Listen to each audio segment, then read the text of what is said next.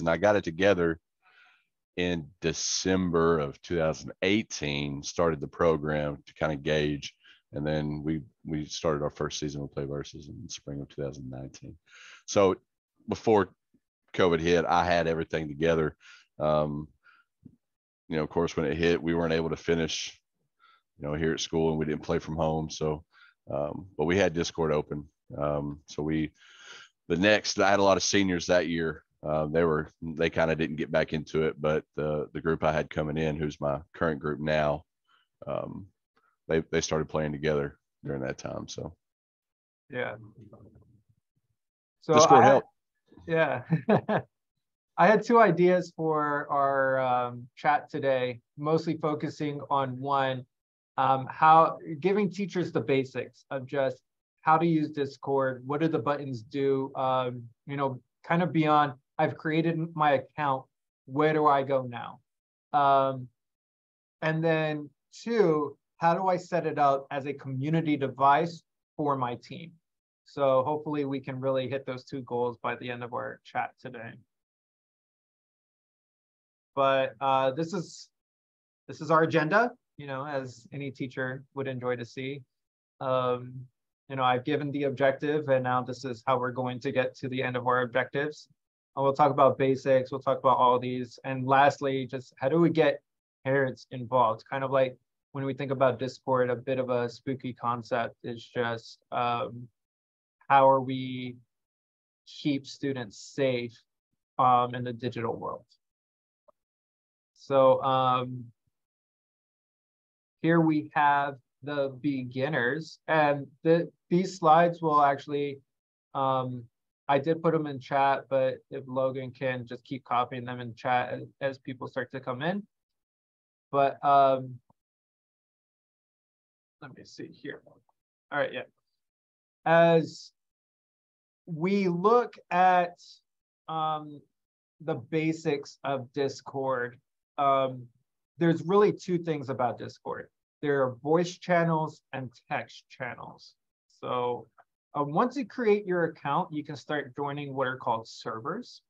And you can see I'm in a fair bit of servers. Not necessarily like, I've seen more. But on a free account, I think you can join up to like 50 different servers. And then, of course, we have the one that we all love, the Playverse server. You could join that by connecting your account in the Playverse application. And then from here, it's more about like, how do you navigate these? What are these going to do? What do I need to set up for my school? So on the very basic scale, this is what it looks like. Basic server, so what it goes, it's got a text channel and a voice channel. In a text channel, there's only a few of us in here, so I won't mind typing in here. But you just kind of come in here and you say hello to everybody. Hit enter to send it. You can put in emojis. You can hit reply. So if you hover over a message, I can reply directly to that message. And so what replying does is it sends a notification to that person, and it'll kind of ping them a little bit more directly. You can also hover over names. You can see, and you can click the names that are in there. You can see what they have in their profile. You can send direct messages to them as well.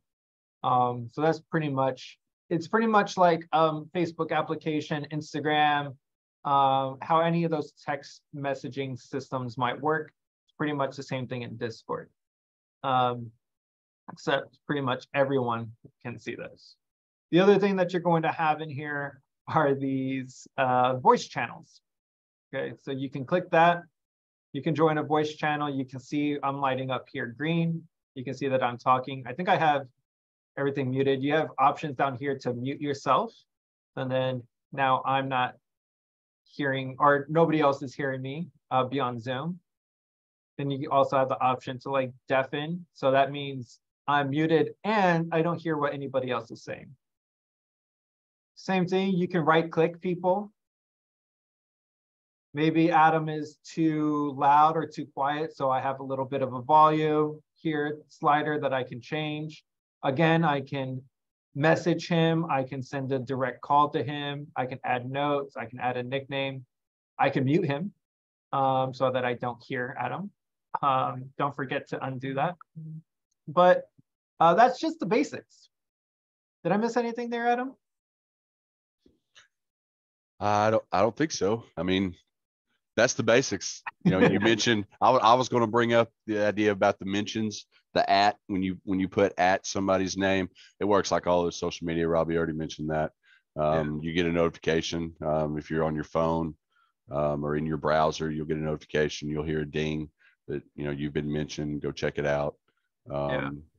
But as for basics, I mean, it's a chat service. The reply is pretty important, like Robby said. If you've got 25 kids in here and they're all kind of having a conversation, if they know what they're doing, they're hitting reply. That way how the conversation's going. You could have 3 conversations in the same channel. If you're running one like this, that it's only got one text channel in it, and those replies, they help out a lot. Yeah. Yeah, we'll talk directly about the mentions a little bit later, just how to use them as well. Dang, you had brought up something and it just slipped my mind. That's why I always need a notepad whenever I'm doing these webinars. So we got a small channel. You create a channel, for your teams, and now you want to bring people into your community, right? We want to build a community aspect. A lot of our players are already on Discord channels. That's kind of like where the gamer space lies. Kind of like for the older generation, they might be using more Facebook groups. So this is more like what our students are going to be using: Instagram, TikToks, and Discord. So when you want to invite people, all you got to do is right click. And then what I like to do is I'll click this invite people and I will copy this link, but I'll edit the invite link first to never expire. Because if this is going to be a permanent invitation to set up my channel, I want this link to stay active forever. Basically, I will convert this link to a tiny URL so people can just join TJHS Esports very quickly, or a QR code. Same thing, people can scan it, but this makes it a little bit more wide-reaching, and then you never have to worry about, oh, that link doesn't work, and updating the tiny URL, updating the QR code. So if you hit never expire, you can do that. You can also invite individually. So Adam's already in here, so I won't be able to invite him. Oh wait, there he is. So I can invite him and it'll send one directly to him. But that'll only work if they're in your friends list. And I don't have most of my players on my friends list, but you can do that. I prefer the invite link. Any other thoughts on that?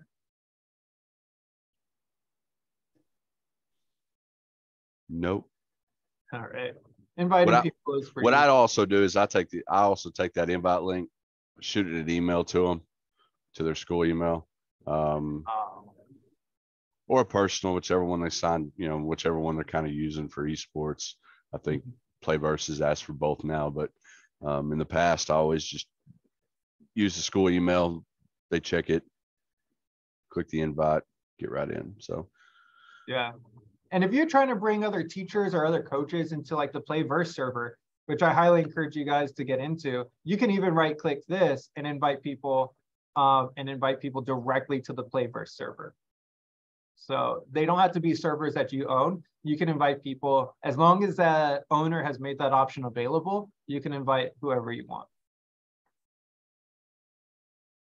So then this is how notifications work, because this is the biggest complaint that I get from teachers and educators over like, sorry, I was reading the chat.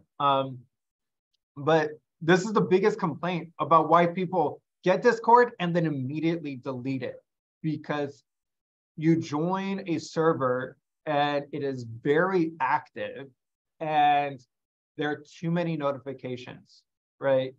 If you were getting a Facebook update every single time one of your friends posted, you'd be getting an update every 2 seconds.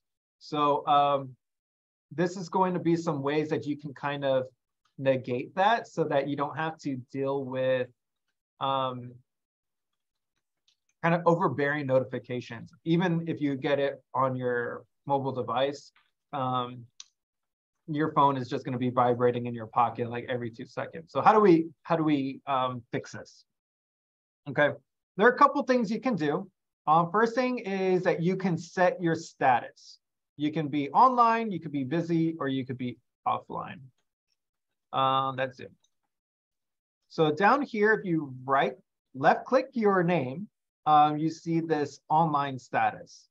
If you hover over that, you can go from online to idle. Idle is automatic timeout. I don't think that eliminates notifications, but then you can disable the desktop notifications with do not disturb. So you'll never get a bing. You'll never get pesky notifications. And if you're invisible, you won't get notifications, and people won't be seeing, oh, I can send him a direct message and play verse asking them when Fortnite's coming back because I see him online. You know, I don't think people are asking that question as often anymore, but yeah, that's kind of how you can reduce some of those notifications. Other things you can do, and this is my preferred method, is to just mute servers and mute channels, okay? So you can mute an entire server. If I'm like, I am completely done hearing all of the pop-ups, seeing all the red dots, seeing all the notifications in Playverse, I can right-click this. I can mute server until I turn it back on. I can disable the notifications. I don't want notifications for anything. Never notify me. If people use @everyone, which was just used in the updates, I believe, right? Nope. Events? Yes, here we are. I got pinged individually in the, @here, @Hernandez, and @Adam Hands. So everyone who is in the Playverse Discord, if I want to mute those notifications, I can suppress all mentions. I can suppress everyone and @here.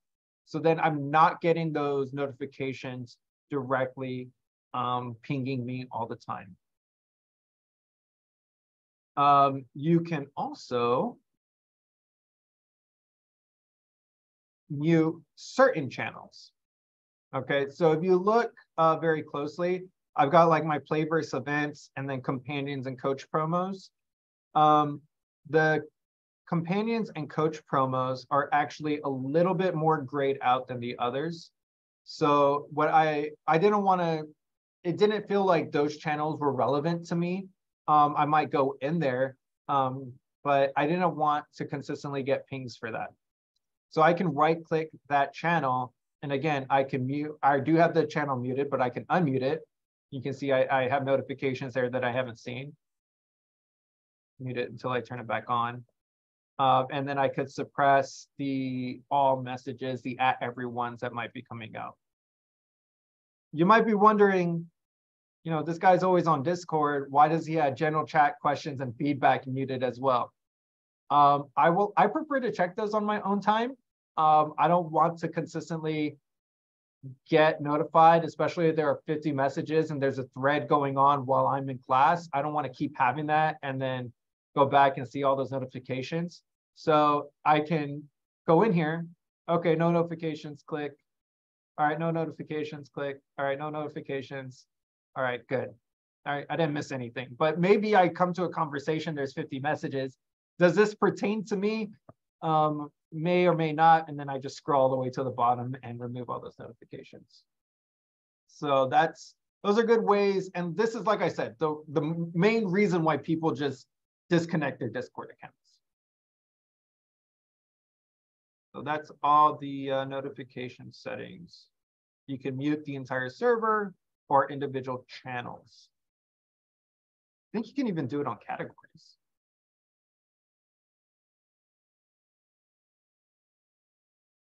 All right. This is Adam's cup of tea because I can never get these to work properly.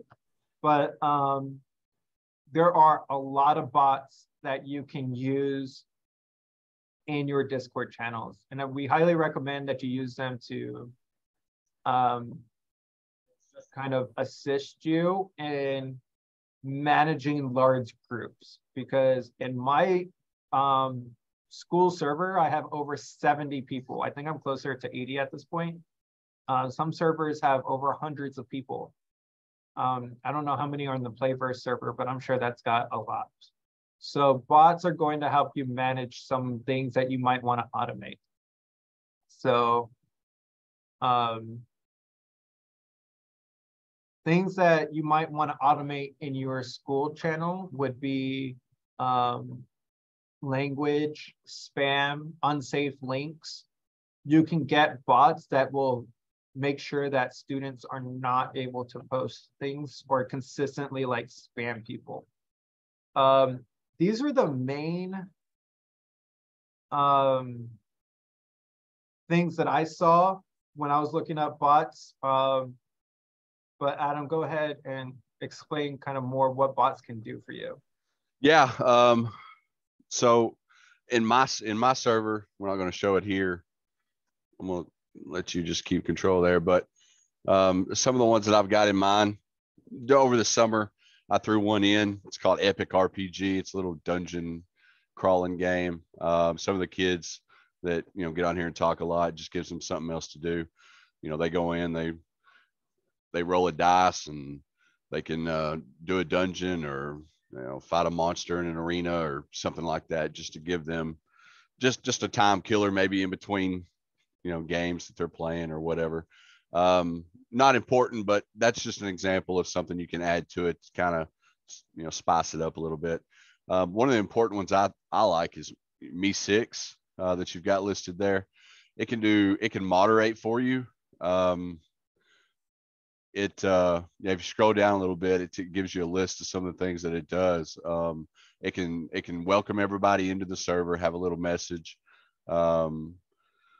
What it means by custom commands is, you can assign roles, which we'll talk about that more here in a minute, but it can auto assign roles for you if you choose a particular picture or, or something like that you've got in the server. So if you're a League of Legends player, you can get the role League of Legends. It might unlock a channel that's specific to the League of Legends team. Same thing for, Super Smash or any other title. What it can do is it can pull, and I forgot the word that pulls in a stream from another website. Like a webhook? Yeah, so webhooks. So it'll do a lot with webhooks. On mine, I have one in here that does my Twitter feed. So I post a lot in Twitter, and every time I post something on Twitter, I've got a channel called Twitter, and it just brings in all my posts. That way, all the students in there also get a notification, that I've shared something on Twitter or something like that. But it could bring in a lot of things. If a particular player on your team goes live on Twitch, we can send a notification out to the server and let the other teammates know so they can watch or something like that. This is the role section I was talking about. You see those pictures in the little screenshot there. All those, relate to maybe a title or something. They choose that. Yeah, I got it on mine.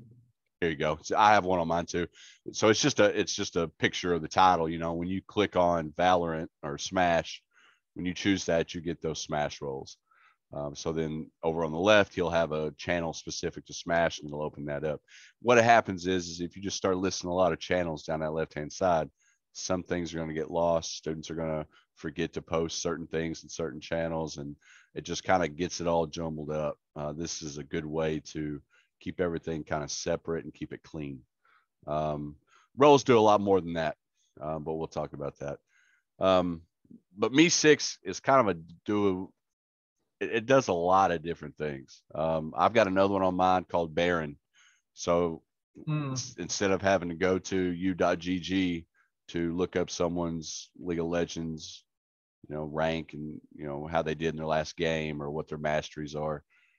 You just go to the Baron channel, type in a summoner name, and then it brings up a short summary from what you get from UGG, and it just shows what the rank is and what their how they did in their last game, what their masteries are, what their favorite champs played are. So that's a good one I have. And then I've got one in there that kind of logs how active students are, so you level up. So we've got a channel in here called Help Me. I call it Help Me Please. So if someone's stuck on something in League of Legends and needs help, or if they're in Super Smash and want to know, something about a certain, character, they can go in there, ask a question. When you get a response, you level up by how much participation you're doing in a particular channel. It kind of helps me determine, who's actually, maybe team captain material, how much are they participating toward the team. So, but for bots, they're great in here and they can do so much. One thing Me6 also does is it monitors insults, curse words. It could do as much as kick students or people in your server from the server, to keep that from happening. Not that you want that, but it can do that. Bad links, broken links someone might put in there or that don't exist anymore. It monitors that. Yeah, commonly you don't flagged even words. need I learned this in the most recent update to Discord. You don't even need bots to do that anymore. They actually made that auto, and you just have to come into the setup without putting in a bot. Like you can block commonly flagged words, set it up, severe profanity, insults and slurs, sexual content. Oh, so it's built in now. Yeah. So good. So I guess you don't need a bot for that, but it's in Discord. Just go into the settings and you can set that up. But bots are awesome. A lot of automation in there for you, as well as some of the other things we mentioned. Oh, one thing I didn't know was like if your school puts daily announcements like on their Twitter, Facebook accounts, or even just on their school webpage, you can pull that in to just automatically update your esports community as well. But these are all links to common bots. If your kids consistently forget, like, oh, I've got a match every Thursday at 4 o'clock or whatever time it is, Apollo is good. It'll ping like particular roles. Like I like to ping teams like the morning of at 8 a.m. and just say, hey, give me a thumbs up to this message to let me know that you're good to play today. Just kind of like a reminder. And yeah, if you want to set up tournaments inside your channels, you can use Raid Helper as well. There are so many bots.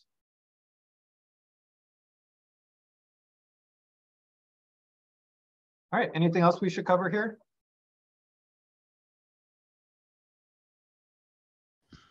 I think that's it for bots. Awesome. Yeah, these are all they all have different paid tiers, but kind of the big one that I think is really useful is going down to where they can select their roles and just say, hey, this is the role that I only want to join the Rocket League channel or something like that. So then they can join those channels. They can select multiple roles. You can have that set up. I actually set mine up with Dino because out of these three, that was the only one I could get to work. But that's just me. Now we have bots set up roles, and we never talked about roles. So what are roles? So a role is basically your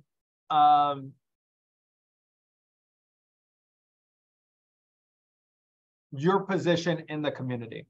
You can have multiple roles. So if I look at my roles in Playverse, I think I could see it in here.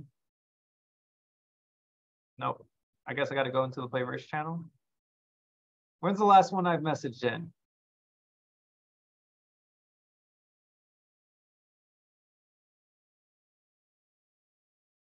Okay, so you can see the roles that I have in Playverse. I'm part of the Texas high school coaches, high school Rocket League Scrim, high school Smash Scrim, overall high school coach. I'm a super coach. So those are the roles I have. And they give me different permissions to be part of different channels and to do different things within Discord. So for example, myself and Adam are super coaches. So we have the power to be in the super coach channel and talk about things in here.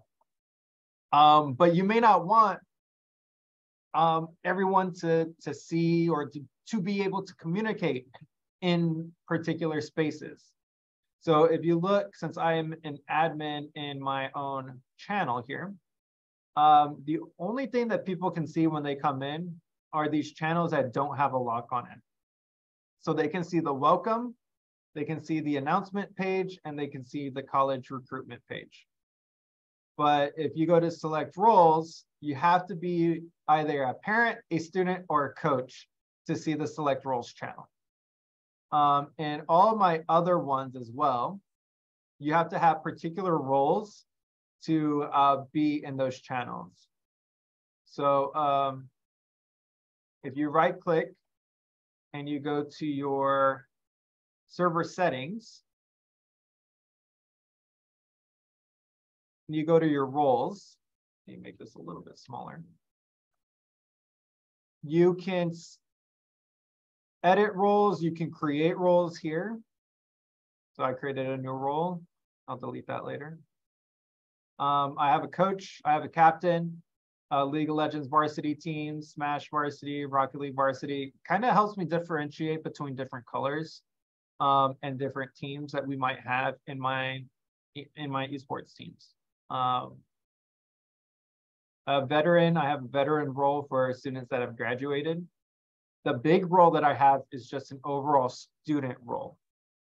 I highly recommend that you guys have your server set up to have a welcome channel, and that's it. Until you manually go in and assign a student role to players. So for example, and I also have a parent role, which we'll talk about later. So for example, let me view my server.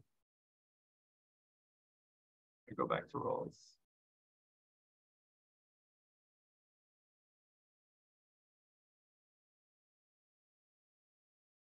All right, I can view the server as everybody. So anybody who is in my, who can get a hold of my Discord invite link, okay? They can join my server. They will see welcome, announcements, and college recruitment. But notice they cannot send any messages in any of these. These are permissions that I have set up, and you can select those permissions per the role.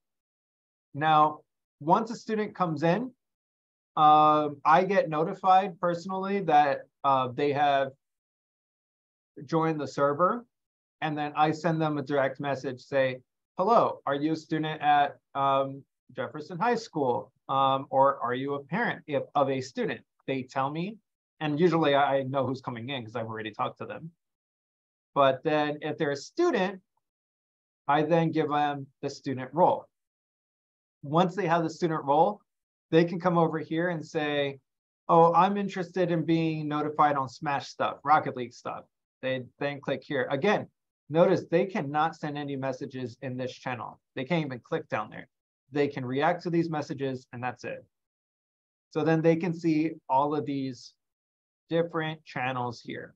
Okay, again, if they don't want to hear it, they can mute those channels as they see fit. And this general voice channel. Maybe now there's part of the League of Legends varsity team.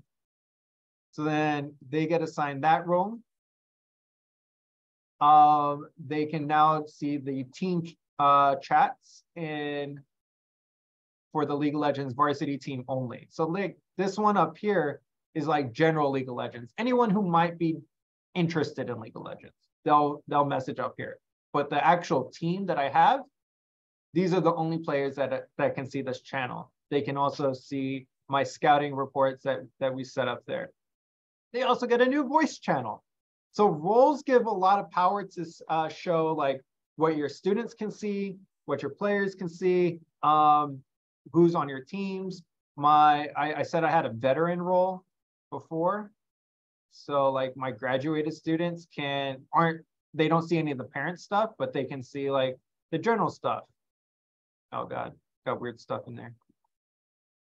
And then my parents, which I'll talk about later, but my parent role, I have it set up in a special way where they can see what their students are posting. So it gives a really good eye, like, okay, I can see what students are posting here. Like, all right, what is my kid doing in here? What is this image about? Is that inappropriate? But they can't send messages. But they have their own parent channel where that they can send messages. So they can share pictures from events. They can ask questions directly to me. So it helps them be part of our community. They get the same updates as their students. So roles are very, very powerful. And we have some ways that you can use those detailed here. This right here is how to set up roles using DynoBot. And this one took me about 15, 20 minutes to set up, but then all my students can just come in and select roles.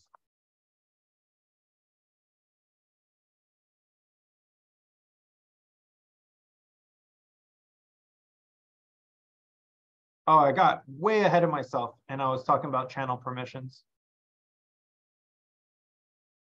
I'll just combine those two. Everything I talked about for roles also has everything to do with channel permissions. So yeah, they kind of go hand in hand. Yeah, you know? They really do. Something on the permission side that you can do on a particular channel within your server, they can view messages, they can read message history. You can set it to where they cannot submit any outside links. You can set it to where they can't submit pictures. All they can do is type only. Yeah, right here. So you can set it, if you had a student in there, you could set one if you thought you could manage a channel, I guess. But you just type in a particular role here, and then you set those permissions per role. Or if it's a channel you want everyone to see, just leave it on everyone. But again, there's managed webhooks. You could have, I would say that's administrator only things up there at the top. Creating invites, you wouldn't want students creating invites for you. But sending messages, send message in threads. I always have the threads turned off, public threads turned off, private threads turned off. I allow embed links, add reactions. External emojis are usually off, stickers are usually off. There's the mentions. So if you didn't want anyone pinging a bunch of people inside some of the channels, you turn that either on or off. I don't want anyone managing messages. They accidentally type something. Maybe they wanted to bully someone or say something inappropriate. They submit it. It's there. Only I'll be able to delete it then, So I turn off managed messages. And then the bottom two I always have off. But generally it's the same permissions you put on most of your channels for students anyway. But yeah, permissions and roles, they're kind of the same. Yeah. Now, at mentions, you can, if you haven't noticed, a lot of these titles are links if you're interested in like deeper articles explaining some of these. I allow, I haven't had issues with it, but I know I could just remove the ability to mention everyone and to mention that here if I needed to. But it can get really annoying for the people in here, oh, look, at student, at parent, at alumni. We don't want to just, hey, at everyone. Hey, at everyone. And just, this will get really annoying and you're going to get 50 pings during class of people trolling you. So not fun. So you can remove those abilities, but at everyone, that will ping everyone in the server. If they are logged off, they will come in, and so they're logged off. They will come in and they will see all the notifications that they're missing. All right. At here is a little bit different. This will only ping people who are online. So they have to like show up online in the members list. Like these people won't get pinged if we did at here. Sorry, I keep sending you guys all these messages. Now, the big thing is at role. If you want to say, hey, I will say to my Rocket League teams, I'll consistently do this.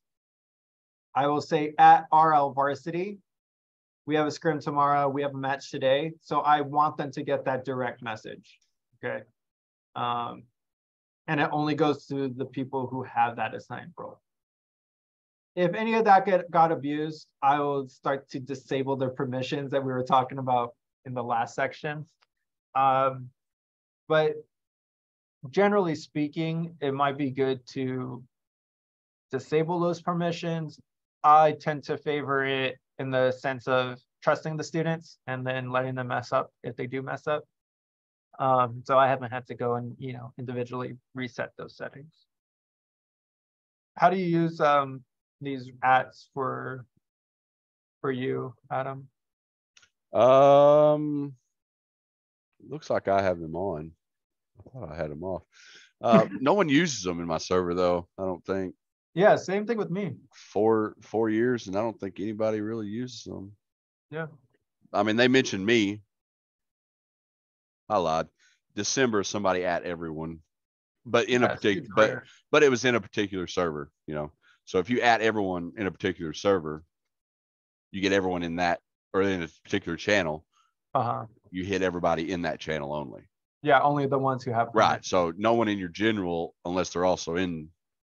Well, let's say Rocket League. When you mention at Rocket League varsity, you could say it, but if the person that's Rocket League varsity is in another channel, they're not gonna see that unless they have that role assigned. So I don't know if I'm saying that right. Yeah. I guess what I'm really saying is this person said at everyone, meaning, hey, at my League of Legends team. They said at everyone, but it was only people in that particular channel. It didn't mention like everybody else sitting in my general channel that plays Smash. He's only talking to the ones in that channel. So, I use it as admin a lot. I use at everyone all the time, at role all the time. It's a way to get messages out very quickly. In Playverse, you see it a lot. We just had one, at here, right? You can at particular people as well. I don't think I mentioned it earlier, but you can you can tag individual people just by typing in at, and then just say, and that will go directly to those people. So not everyone will see it. Well, everyone will see the message, but they won't get a ping that says, hey, you have an immediate notification here. Somebody is trying to talk to you. Right.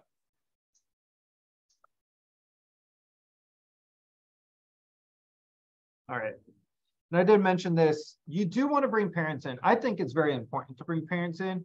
And I wanted to provide that transparency in my channel. So again, setting the permissions and realizing that as you start to bring families in, you will get adults in communication with students, which can be sticky. So like I said, I completely remove that by only allowing parents to message in the parent channel.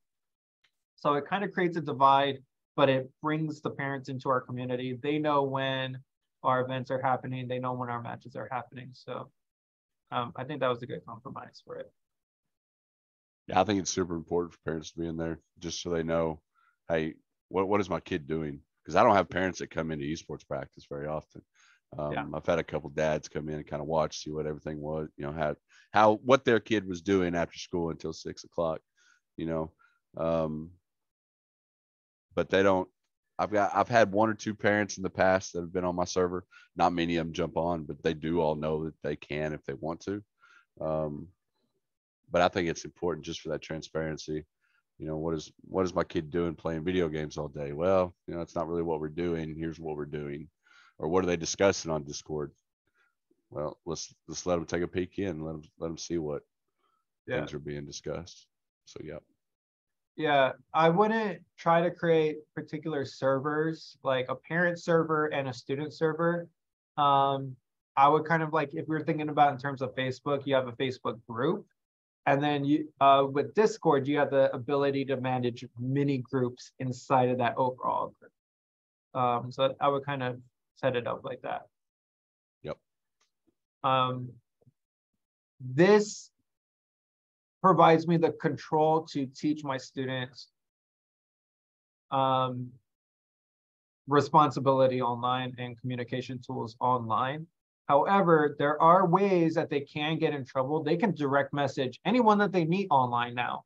They can direct message, they can join servers that you don't know about. You're not going to be able to track that.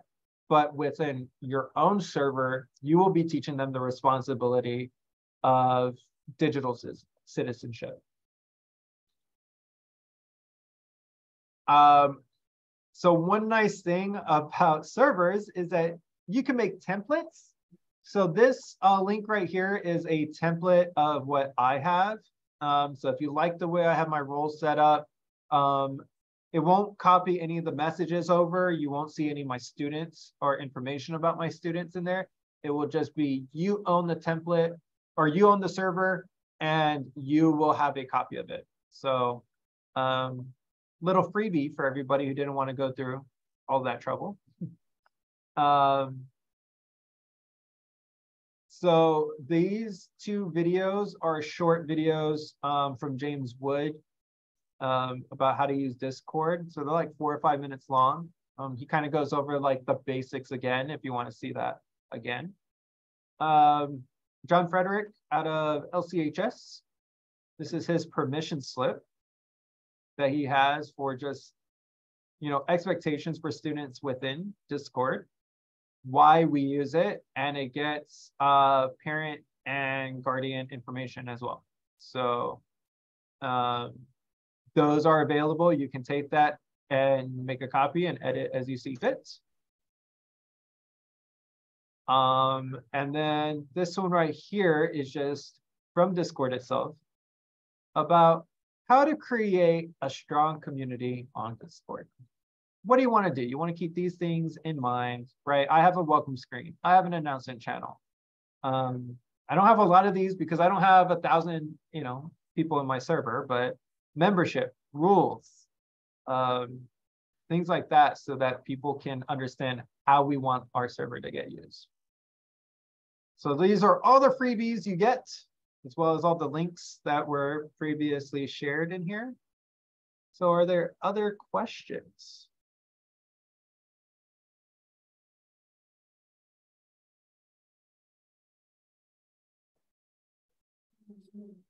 Just in case folks are typing, if you could pull up the test server one more time for me, Robby.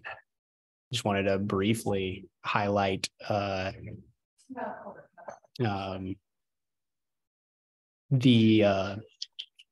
not the template, the test server the one we've been showcasing. You can if you can click your personal settings, just to highlight just student privacy and student safety, you can hit just like your cogwheel right next to the deafen button, and then the privacy and safety section under user settings at the very top. This section will allow your students, both you and your students, to stay safe in Discord, because not all, you may have a really safe server, but as Robby mentioned in the beginning, your players will be able to join other servers. They can join servers for popular esports leagues, or teams. They can join their friends. They can create servers. So just the same way that they should treat social media in general, definitely encourage everyone to review the privacy and safety settings. There's a lot of things you can do. I mean, for me personally, on this server, on my channel or this account that I use for Play Versus specifically, I have a lot of strict messaging. At one point, we had students in our server last year, and that was kind of fun. But for safety purposes, I needed to make sure that things were restricted for both myself and for the students. So strongly encourage both you and your students to review this, make sure you're staying safe. And Discord does have a really good spam tracking software. They'll very quickly highlight things, but anytime you get a message from somebody you don't know, it'll say, hey, this might be spam, and there's a block and spam message, and then they're gone. So it's very easy to address, but it's an important thing to talk about for students as well. Yeah. If you haven't joined the Playverse Discord, I highly, highly encourage you to do so. And as soon as you join, right-click it and mute everything. I mean, you know, we're in the, you know, the coach chat, so I can be honest with y'all. I'm not a Playverse employee at all, but absolutely right-click it, mute everything, turn off all the notifications, and then start to go through on your own time and say, okay, what do I find important? Slowly right-click and start to unmute channels that you think would be useful for you or the ones that you want to engage in.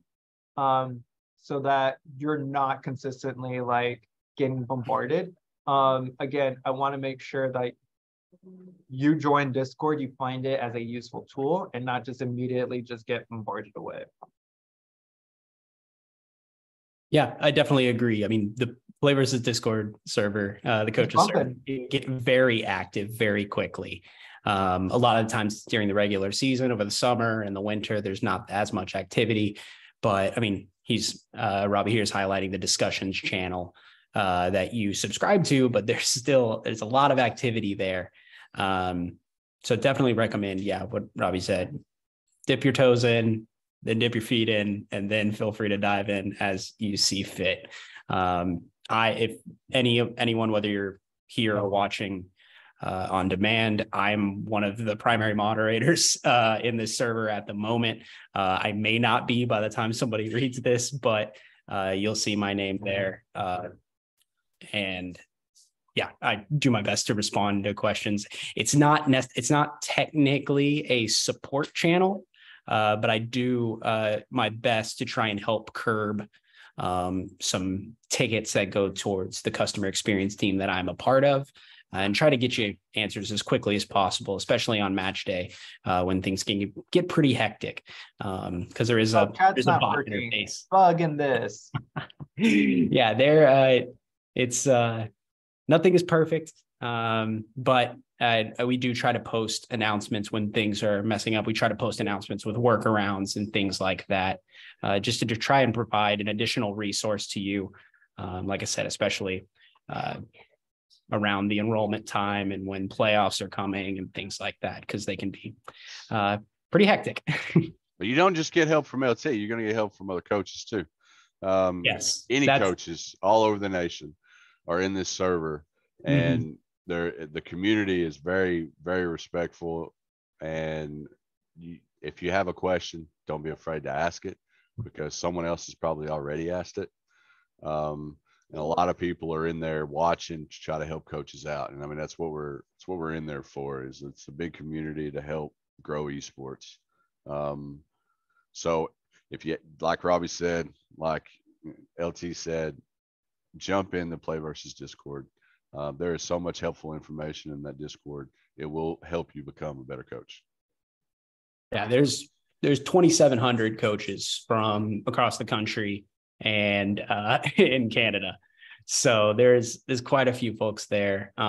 Just to double down on what Coach Han just said, is everyone has a different perspective in different ways. I mean, when it comes to securing funding, tryouts, equipment malfunctions and troubleshooting. IT is one of the biggest points of conversation in the server. It's a lot of good material there that hopefully we can collect and store. I'm hoping to get a channel up in the Discord server so we can save some of this information. But yeah, I think, and we covered Sean's question, Sean's statement there. Yeah. Maybe not the intended method, but yes. Yeah. Cool. Any final thoughts from either of you that you'd like to add? No, I think I've covered the basics. So, Adam, you have anything else to add? I don't think so. Discord, best communication tool in this decade, definitely. Oh yeah, like what's that phrase? Like the best tool or like the best communication tool is the one that your community is using. Like if I was doing stuff to a bunch of 20, 30-year-olds, I'd probably be on Instagram only. Right? If I was doing stuff to a bunch of 40, 50-year-olds, I'd be all Facebook groups. Right? But we're hitting our students and specifically gamers. And they're all over Discord. Agreed. They might even put it on PlayStation. I think they're beta testing in some regions that they're putting Discord on PlayStation. Yeah. So it's expanding, but yeah. Alrighty. I will, I'm going to go ahead and stop the recording here, but if you're watching on demand, appreciate you. Thank you everyone for